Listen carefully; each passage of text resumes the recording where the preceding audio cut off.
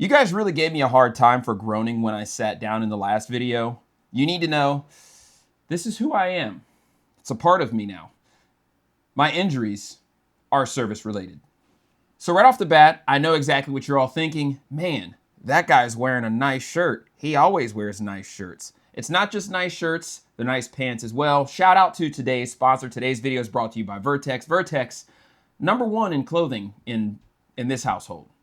Use code KINGPICS and save. So speaking of saving, I have a pretty funny story about my interaction with former President Joe Biden. That's right, I met Joe Biden, and it's a funny story. Well, there are funny elements to the story, but I'm going to save that story for after today's topic.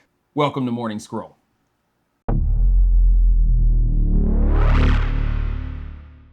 So recently, President Biden's health has come into question. It's actually not so recently because 2 years ago, he mentioned being a cancer patient, which we all thought was off the wall. But now, in this past week, he's hit a certain stage of prostate cancer that has metastasized to his bones, which anybody who knows anything about cancer, once it metastasizes to your bones, well, that means you had it for a little while. It's not new. The topic of his health is nothing new because they brought up issues with his mental acuity. And it's been questioned, as far as I'm tracking, the entirety of his presidency. But there's been some audio leaks. There's been certain things that have happened on video recently where now they're making more admissions as to the state of his mental health, or mental well-being. Is it new? Did these things just happen? Not quite, because I'll tell you now, before I met him, they said he was sharp. They said that he was on his game, very knowledgeable, very eloquent in how he spoke. Dare I say, loquacious. That's another SAT word right there for you, loquacious. I like that one. That's probably one of my favorites. Now, of course, the past week has been very rough. There's been a lot of information that's coming out. And today we're going to take a look at one of the depositions that he did. Now, I'm not exactly sure the date. Now, I think the date is actually going to be imposed on the video. I got this video from a channel called Liberal Hive Mind. Now, before you go chomping at the bit thinking that I'm some die-hard MAGA Republican, Trump lover, I promise you, I'm not. I am a common sense voter.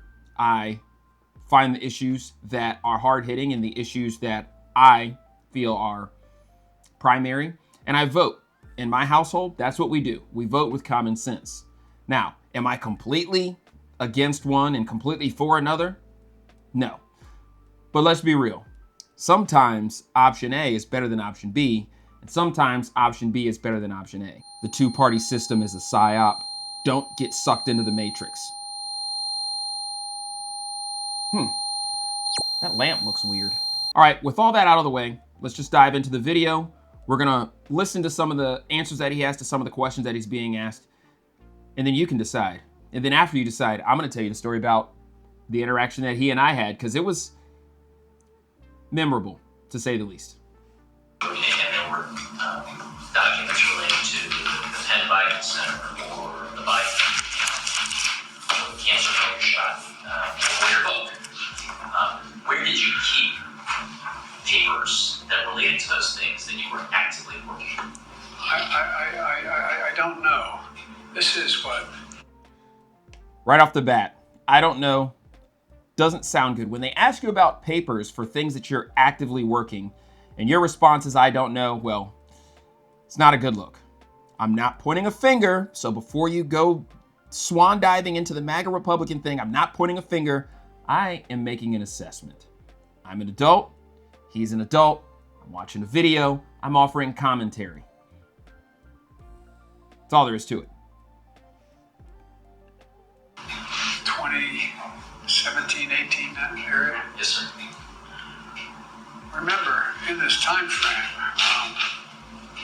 my son is either been deployed or is dying. And by the way, there were still a lot of people at the time when I got out of the Senate that were encouraging me to run in this period. And so I had at this point, even though I'm at Penn, I hadn't walked away from the idea that I might run for office again. So if I ran again, I'd be running for president. And so what was happening though, what month did Bo die? May 30th, 2018. 2015 he died? 2015. I think it's 2015. I'm not sure the months are, but I think it was. Yeah. That's right, Mr. President. Trump gets elected. I'm a parent. I have 3 beautiful children.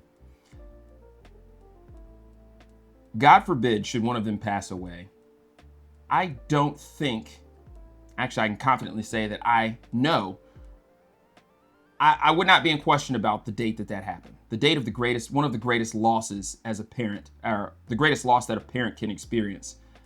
I definitely wouldn't forget the year, wouldn't forget the month, and I wouldn't forget the day. This is what we call a red flag. This is a red flag. This is cause for concern. Cause for concern. In November of 2017? 2016. All right. So, why not 2017? That's when you left office, January of 2017. Okay. But that's when Trump gets sworn in. Right, correct. Okay, yeah.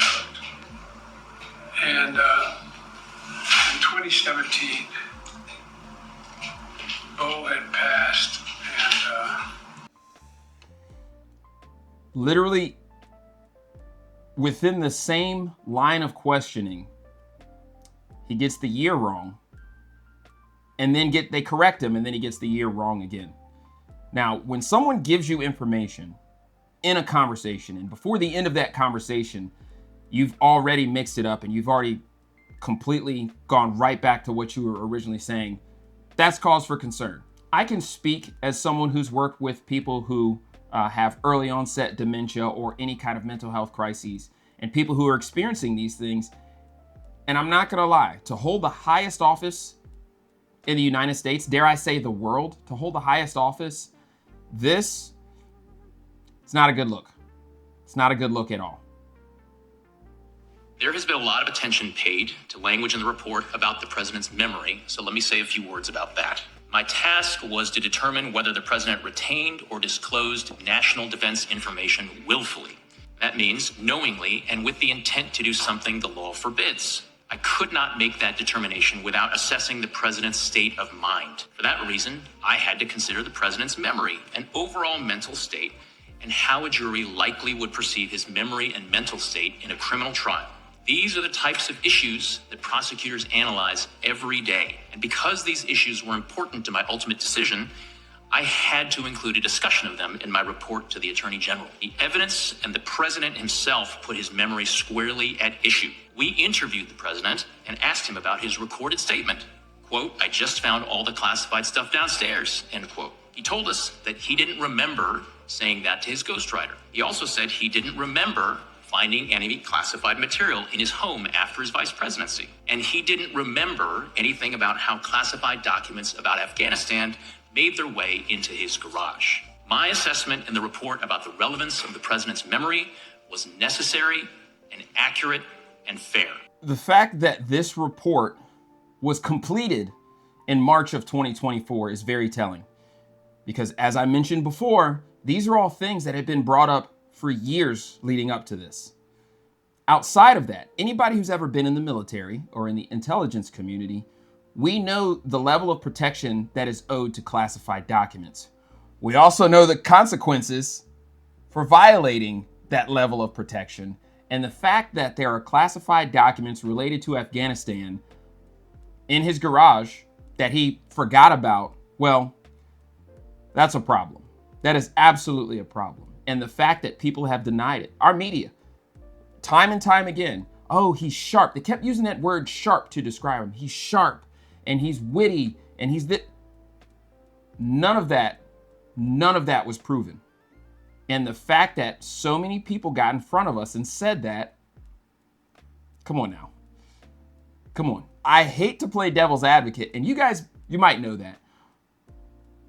But let's say George W. Bush, Bill Clinton, Barack Obama, or Donald Trump did these same things, would we respond to them with the same level of, I'm not going to go into it. Would we respond to them the same, period, across the board? Absolutely not. Absolutely not. I'll tell you now, if they found classified documents about Afghanistan in Mar-a-Lago right now, what a bombshell. What a bombshell. Scary times. Scary times. You don't gratuitously add language that you know will be useful in a political campaign. It was a choice. You certainly didn't have to include that language. You could have said vis-a-vis the documents that were found at the university, the president did not recall.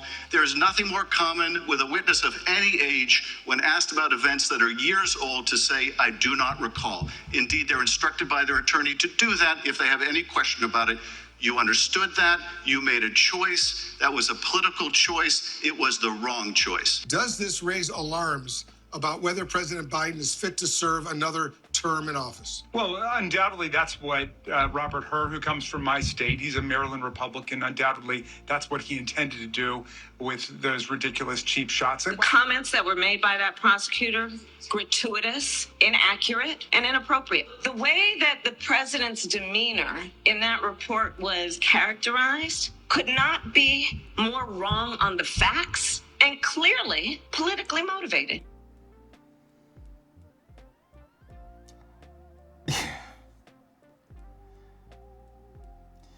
Man, no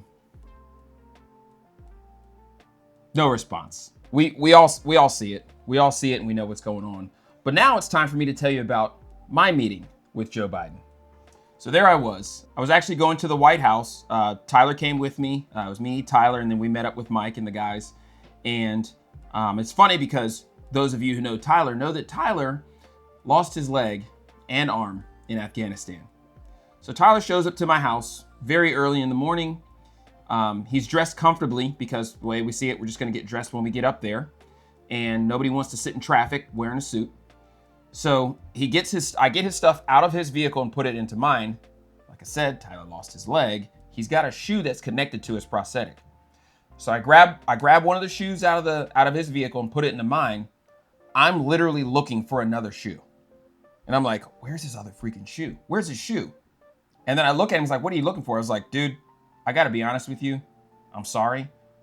I was looking for your shoe. It's connected to the leg. So we drive up there. It was a great time. I actually have a small pocket Constitution that I keep either in my jacket pocket or somewhere in my vehicle. And I took that Constitution because my goal was to go up to, when I met him, was to hand it to him and thank him. And say, remember, a little document that protects we the people. That was my goal. That was my game plan all along. So we go up there, you wait in the Roosevelt room. It was a fantastic time. I met some amazing Space Force and Marine Corps and Army officers, incredible people, had a great time. Well, when we went into the Oval Office to meet him, the family that had gone, or the group that had gone and gotten their pictures and everything before us, they walk out. So he's facing the other way. So we walk in, he turns and he faces us and he looks at me and he puts his hand out and I shake his hand. He goes, what's your name? That's kind of how it sounded. What's your name? I said, sir, I'm Kingsley Aloysius Penderhughes III. He said, God bless you, Kingsley. God bless you. And it's kind of like talking to my grandfather. Whenever I tell this story, it's exactly like talking to my grandfather. So we talked for a minute. And I turned to face, you have to face the cameras because of course the media is there. Half the Oval Office is filled with media. It's 100, it's all cameras, report, it's just the whole 9 yards. So you turn and you have to face them. Well, right when I turn around, I had that Constitution. I took it out of my pocket. I was holding it in my left hand. I'll never forget the feeling. I was like, it's about to happen. I'm about to hand the president a Constitution and remind him that this document protects we the people. And the second I turn around and I'm facing the media, there was an Army major, okay? And you know who you are. I didn't get your name because you guys don't wear name tags, but you know who you are. He comes up, the dude was smooth. I got to give it to him. Smooth. He goes, oh, I can hold that for you. Yank, snatches it out my hand. So now I'm 2 seconds from taking a picture standing next to the president, and I get my Constitution snatched out of my hands. And before I could respond, the cameras were flashing. So guess what I had to do? I had to take this picture here. That look on my face. I'm not going to explain what I was dealing with in my brain at that time because, well, I had a Constitution 1 second and then the next second I didn't. But you better be sure. I absolutely got that Constitution back because that's the one that I've had for the last 10 years. And I've had it through some interesting times in my life. So that's all I've got for today. Thank you guys for being here. The best way to support the channel, head over to kingpixmedia.com. Click the merch tab in the drop down. I've got everything from fanny packs to backpacks to Vertex clothing. But I also have King Pix Media specific merch. That's right. I'm partnered with Bunker Branding. Head over to bunkerbranding.com/King Pix Media.